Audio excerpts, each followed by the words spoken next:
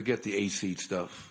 I mean, they beat Milwaukee 4-1, team that had the most wins in the NBA this year. They beat Boston 4-3, and they're up 3-0. Team with, I think, the second most wins in the NBA this year. So you get to the NBA Finals, it's not about seeding anymore. And for those that are thinking that this is going to be an easy series, I don't even know what to say to you people. I mean, like, this is going to be the biggest challenge of our lives. It's the NBA Finals.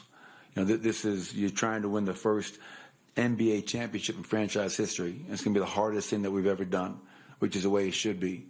But regarding the themes, Mike, obviously, a couple of things that jump out to me. They're leading the league, the playoffs rather, in points off turnovers, close to 20 a night. And that's after, I think, 18 games played. So it's pretty impressive. And on the other end of that is that we're number one in fewest points allowed off of our turnovers. So that's a battle that's going to be really important. And we can't turn the ball over. We know how good they are on the defensive end. And we've had a great offense, in large part because we are shooting the ball well and we're not turning the ball over. So that's really important in terms of not beating ourselves with turnovers. The three-point line, you know, you have the two best three-point shooting teams in the playoffs, in the finals. They're just ahead of us at 39%. Obviously, Jimmy and Bam attract so much attention. But, like, you have to give so much credit to Caleb Martin, Gabe Vincent. I mean, we know that Duncan Robinson is a great shooter. We know that Max Strus is a great shooter. Tyler Hero will be back at some point. We know what he's capable of. But I've just been so impressed with, you know, Gabe Vincent, the poise and confidence he's playing with. And Caleb Martin could easily have won, you know, the MVP of that Eastern Conference championship. He's shooting into a very big basket right now, playing with tremendous confidence. So the three-point defense will be really important in terms of us guarding that. And we've done a pretty good job of that throughout the regular season and the playoffs. You know, with a guy like Jimmy, you got to give him different looks. I mean, you cannot guard him with the same player or the same scheme over a game, over 4 quarters, or a series. And that's going to be a challenge to give him different looks and to keep him off the foul line. You know, he's third in the playoffs in free throw attempts per game. I think around 9.1. We know a lot of their guys are real big shot fake players, so the discipline to stay down, be the second man off the floor, give them one shot is going to be really important. And the last thing I would say is that we have to continue to get out and run.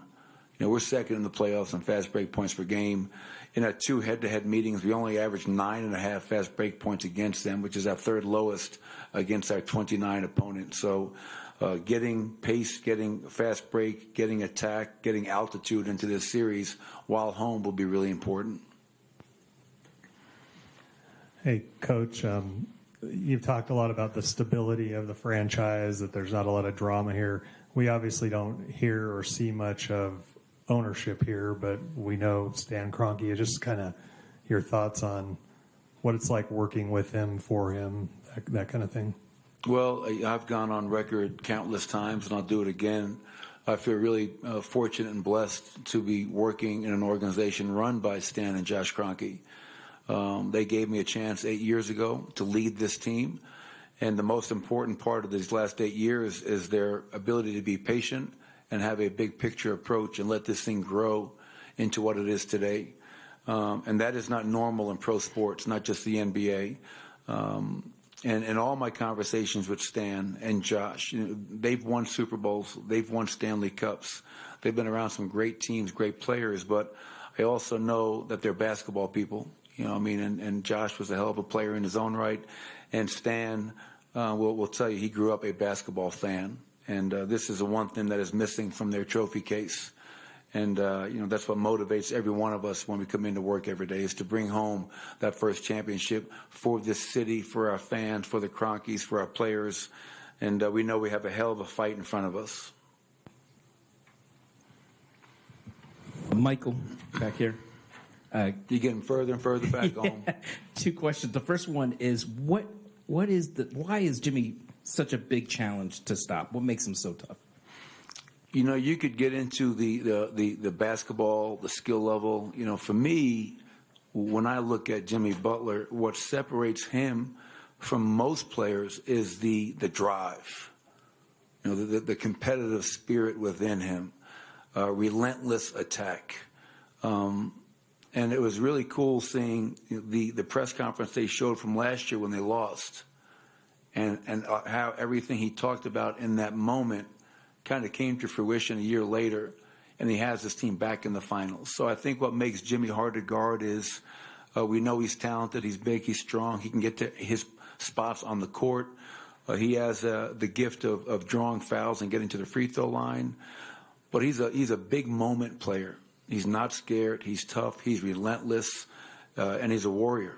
And I think that's why from the play-in games to that first round series against a really good Milwaukee team with great defensive players, like Drew Holiday said, it didn't matter who was guarding him. Jimmy was going to get where he wanted to go. So, and it's not just on Aaron Gordon; it's on all 5 guys on the floor to try to slow him up and to give him different looks. And we'll be ready. The second question is, you mentioned altitude. The Heat will only have like 2 days to acclimate. You guys have been here for like 9 days. This will be the first time Denver altitude has been in the NBA Finals. What do you hope is your best case scenario that you want the Heat to feel right from the start in Game 1, altitude-wise? Well, I mean, it's you see it all throughout the season when teams come in here. The altitude is real, and I think they got in late last night, and so they're going to try to acclimate as quickly as possible. But when we're playing our game, regardless of who we're playing, when we're playing our game at its best. That starts with our defense and our rebounding and then our running. And when we can establish that pace of play, and once again, we're averaging close to 17 fast break points a game in these playoffs, that makes it really hard for visiting teams to kind of sustain and stay with that. Initially, most teams will wind up getting their second wind and be able to, kind of work themselves into that. But yeah, the altitude is here, man. Might as well use it to our advantage. And that's what, like when I hear from guys like Dan Issel, who will text me, and he said it in the Lakers series, man, just keep on running these Lakers off the floor. And that's something that Coach Mo did years and years and years ago. And I think we have to continue to try to use to our advantage whenever possible. Coach, in your eyes, what does it mean to be a Denver Nugget? I think it's somebody that embodies our culture. And the beginning of that, Katie, is work. Self-motivated players. I often talk about how talent is a given in this business. Like, you don't get into the NBA without talent. But how do you stay in the NBA? And how do you stay a part of a really good team? And so identifying players that are workers, self-motivated, that come back to the gym on their own every night without having a coach have to go pick them up and say, we're going to work on this. So that's a huge part of it. Me and Calvin were just talking about this recently as we've had a few draft workouts, like identifying players that are talented but are workers. Because if you're willing to work and sacrifice, you're going to get better. Being selfless is a huge part of, what a Denver Nugget player is. That's something that from day one when I got here tried to instill. And as the 8 years have kind of come together, it just kind of also coincided with Nikola Jokic, a back-to-back MVP, being one of the more selfless players I've ever been around. It's never about him. It's about the group. We, not me. Check your ego out the door and get over yourself. And I think we've had countless examples of that. And the last part is just somebody that trust in their teammates, trust in the coaches, and for themselves prove themselves to be trustworthy, which takes time. But those are the kind of people we want around here. And if you're not willing to be a worker, and if you're not willing to get over yourself and put the team first, and you're not willing to trust, your stay in Denver will be short. And we'll find guys that will fill that role like we have with 17 guys in that locker room. Michael, I read a quote from you from a while back in which you said one of the early X's and O's thing you learned from your dad was a screener, if he's doing it right, is often more free than the guy he's screening for. Jamal in these Thanks for listening and paying attention. Jamal, when you look at his film in this playoffs, it seems like so many of his actions start by setting a screen and then eventually getting the ball. What makes him such an effective screener, and what does that do for your offense? Well, I think it's a great question and an interesting one because 3-4 years ago, the number one pick and roll combo in the entire NBA was Nikola and Jamal.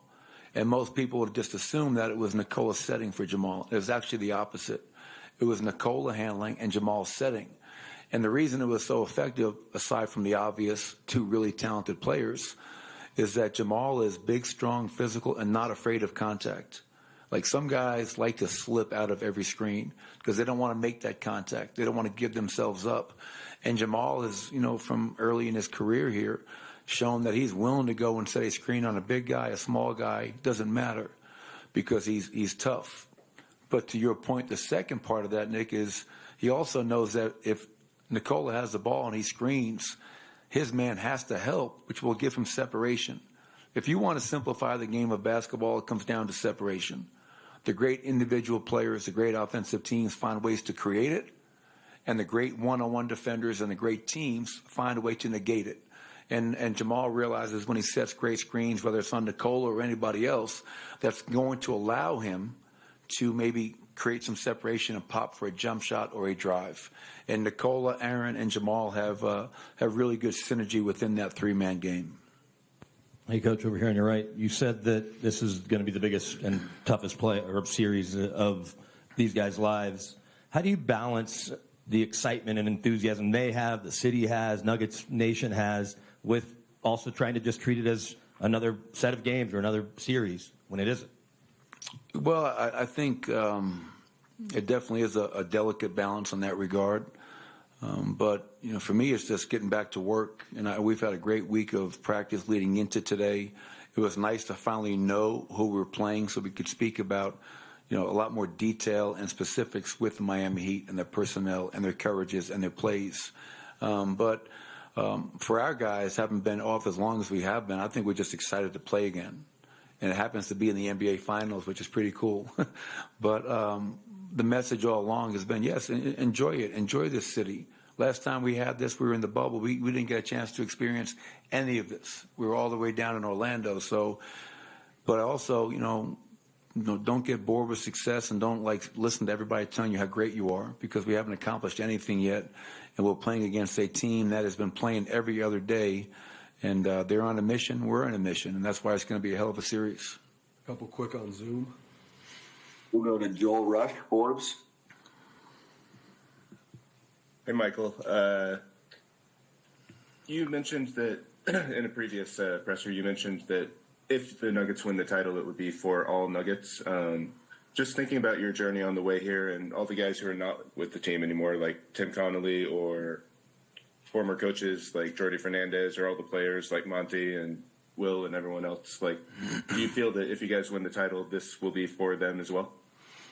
Everybody that's been here in my 8 years has been a part of this. You mentioned a guy like Tim Connolly. I wouldn't be the head coach in Denver if it wasn't for Tim Connolly. He was here for 7 of my 8 years and had his fingerprints were all over this team. And so, yes, Tim Connolly is a part of it. You mentioned guys that have been on my staff. Everybody that's ever come in these doors and helped me, helped our players, helped this organization, they're a part of it.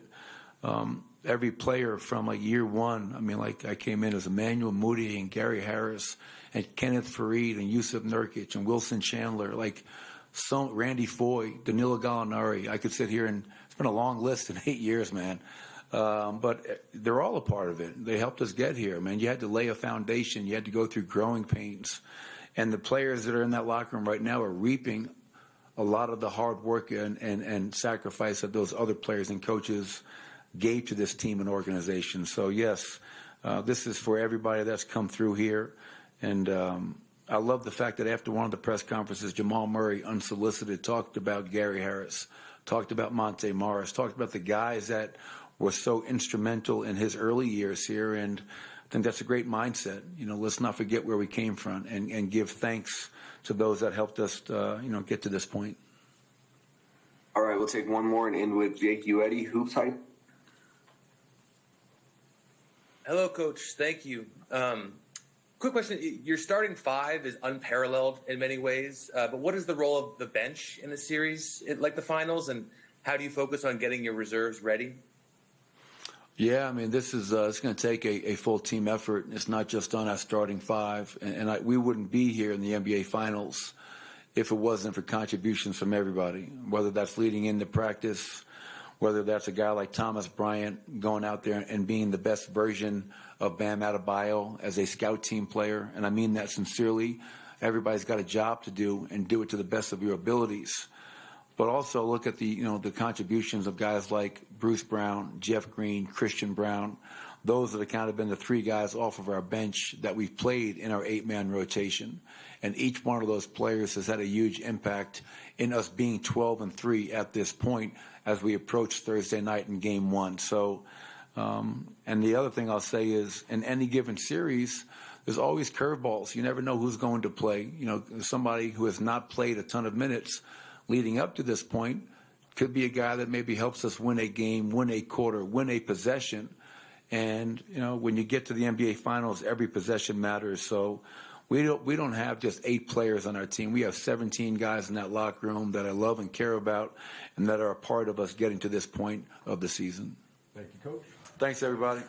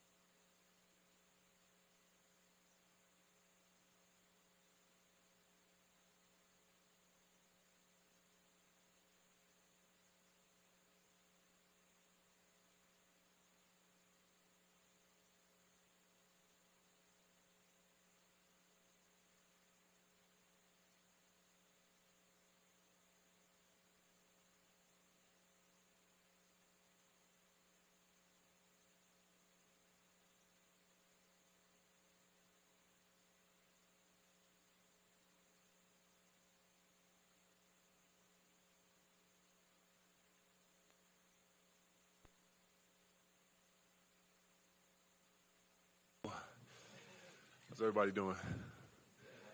Well, doing well, thank you.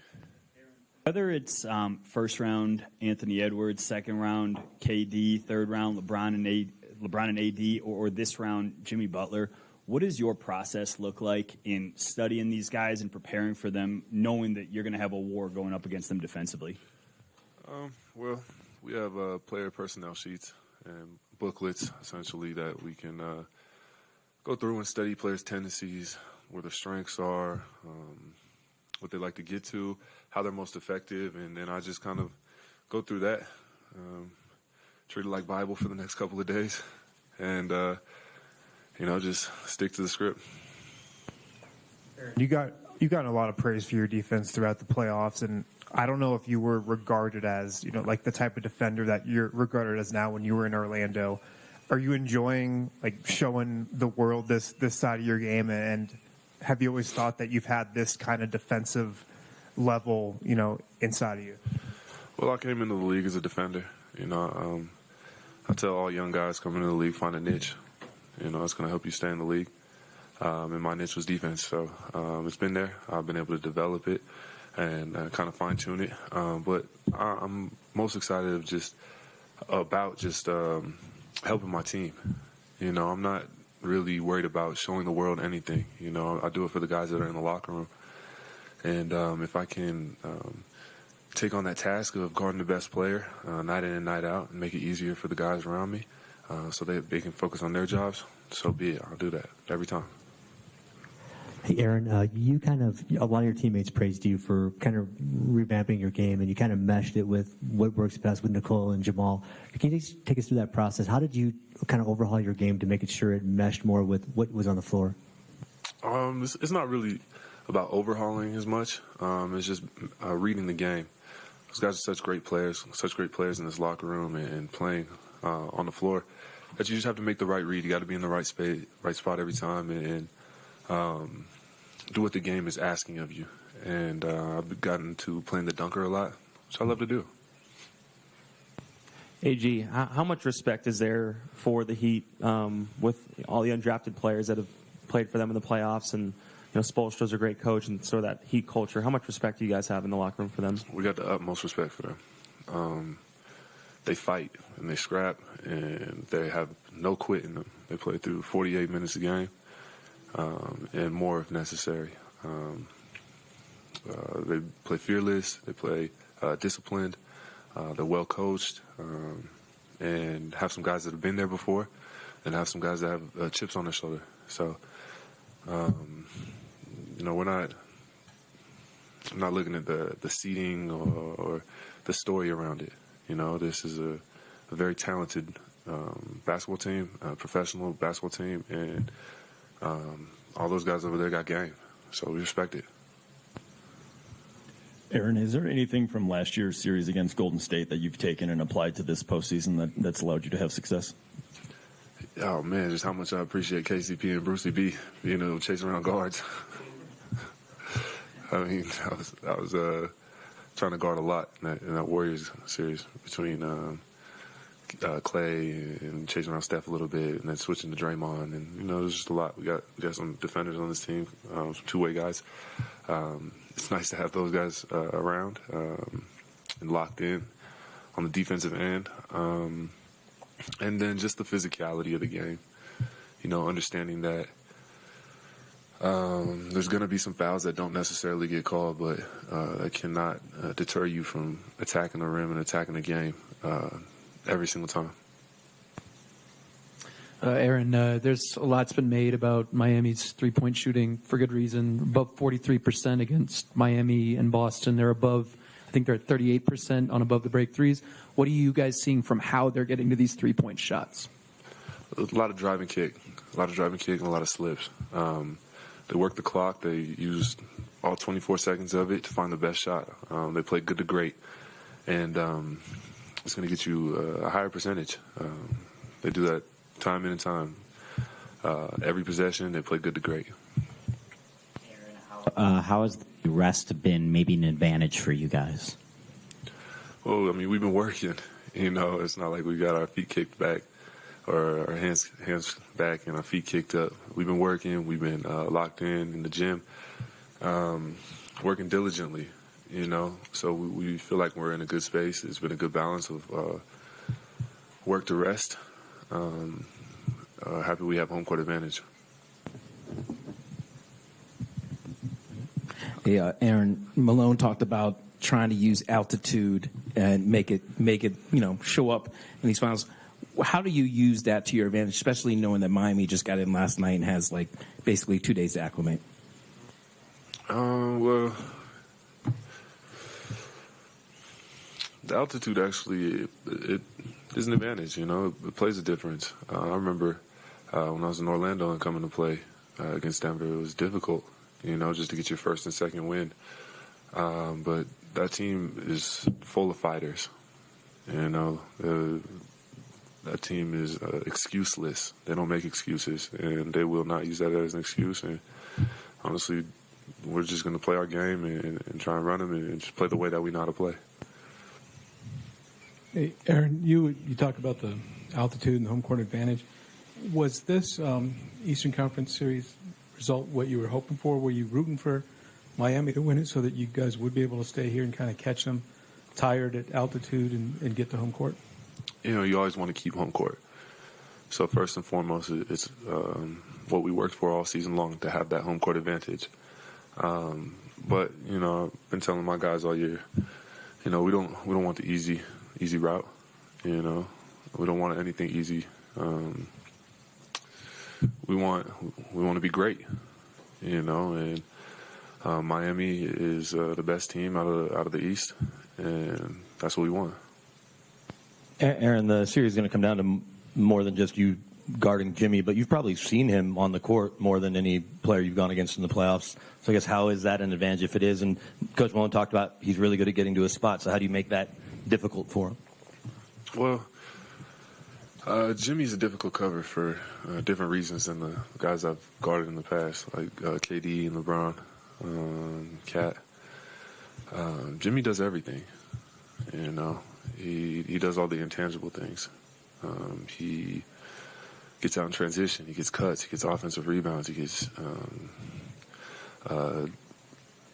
backdoors. He gets spin outs. He does a lot of the game within the game, as well as being really skilled. So he's a difficult cover. Just make it tough for him. Play without fouling to the best of my ability, and just compete. That's really what it comes down to. Aaron, as a defender in the league, obviously so much, there's a lot of guarding pick and roll, guarding two-man game that's part of the diet of a defender. But what is unique about the way, from your perspective, that Jamal and Nikola do that dance that's different than other pairs in the league? The way that they play the two-man game. Oh, the way that they play the pick and roll? Yeah. I just think it's lethal just because of their ability to score from all three levels. It's rare, it's really rare that you can have a guard and a big that can both shoot the three, both score in the mid-range with the floater and attack the rim. It's very rare. You don't see it often at all. Okay. Aaron, do you have any recollection when you were younger of watching finals when you were growing up? And ultimately, what does it mean to you to be on this stage playing as opposed to watching it if you did watch it? Well, of course I watched the finals. It's just it's an awesome feeling. It's amazing. I'm doing it for everybody that's ever helped me in my life. I'm doing it for the people around me. And just proving us right, It's hard to put into words, like how amazing this experience is. Playing basketball at the highest level is a blessing, and I'm doing everything in my power to continue to receive those blessings for myself, my family, and my team. Aaron, Miami plays more zone than anybody in the NBA. The Nuggets, you guys have been really good at attacking the zone. What is the key for an offense when going up against the zone, and why do you think the team has been so good against it? The key to going up against a zone is, good shooting, That always helps, If you got some lethal shooters out there, you can just shoot people out of the zone. Ball movement, patience, attacking the zone, the middle of the zone, and really the middle of the zone. That's what unlocks it all. If you can get it in the middle of the zone, everything else kind of unlocks. Oh, yeah, and offensive rebounding against the zone as well.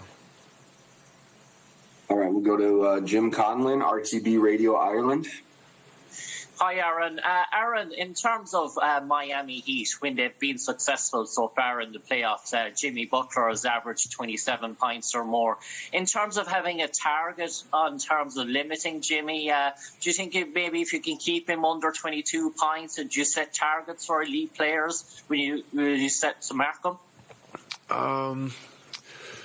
Yeah, I mean, he's been going crazy. I don't really set targets for points. I just want to make it as difficult as I possibly can for him all night long through 48. During the entire series, just make him everything that he gets tough. Make him work for everything. And it's not a one-on-one. Basketball's a 5-on-5 game, and it's going to be a 5-man defense out there. So just make him work, and like I said, just make it tough. Not necessarily worry about the points. If he gets to his 27 mark, but he takes however many shots, it's a win. All right, we'll take one more. We'll end with Christos Salte, Bordeaux, Greece. Hello, Aaron. Hope you're doing well. How important is the game one of that series? Because both you and the Miami Heat have won all the game ones during this postseason. How important is that game one? What do you need to do to set the tone in this series? Just do what we've been doing all year. Take care of our home floor. We've been great on our home floor all year long, and we don't expect that to change.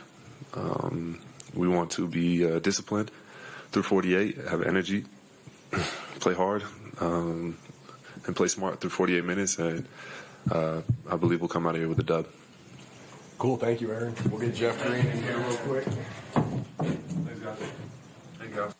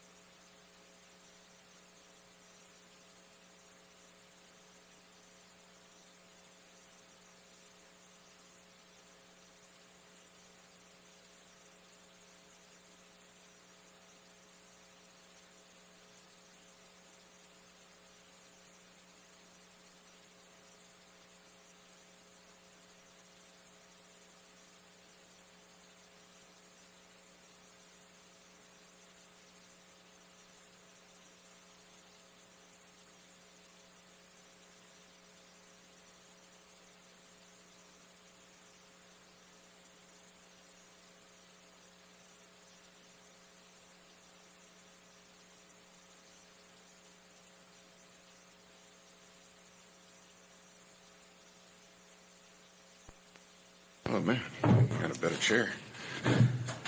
Jeff, Jeff over here. When you made the finals in 2018, is there anything that you can take from that and apply, or say this was my experience several years ago, and I'm not going to let that with the ultimate result happen again? Yes and no. I mean, a lot of the things that it's more feeling and being in the moment. A lot of things you carry over to the finals. When the finals start, for me, I was stuck in the moment of just making it to the finals instead of actually enjoying the moment of being there, and playing. But it's nothing you really take over. It's about just, accepting where you're at and, being prepared. Jeff, you were on those Boston teams playing against the Heat in 2012 and 13 and 14.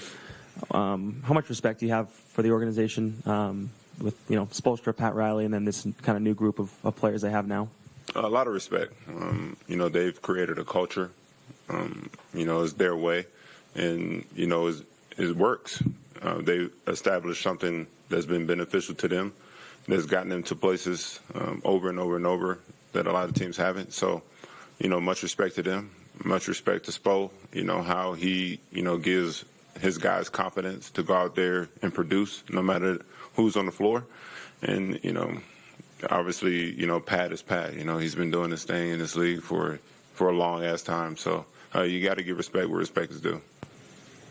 Jeff, having seen every defensive scheme thrown at Nikola and, Spo, what do you expect Spo to try to do? And knowing how good Joker is at the elbow, how do you think he'll handle the any zones that might be thrown at him? I mean, honestly, I don't know what they're going to do. That's a question for them. I know we're prepared, for what they bring to the table. You watch their game, they play zone. They play hard-nosed man-to-man. They can play all different type of ways. But we have to make sure that we're prepared and, we execute whatever we're trying to do. Hey, Jeff, over here on your right. How do you, guard against rust, if you will, like the rest benefit of having 9 days off? Say that again? You have 9 days off, so there's a benefit to the rest, but there's the rest versus rust that y'all haven't been on the court since last. How do you guard against, coming out, not as sharp as you'd like? I mean, at the end of the day, it's about just playing with effort. We did what we had to do in the playoffs to get to this point, and that came with rest.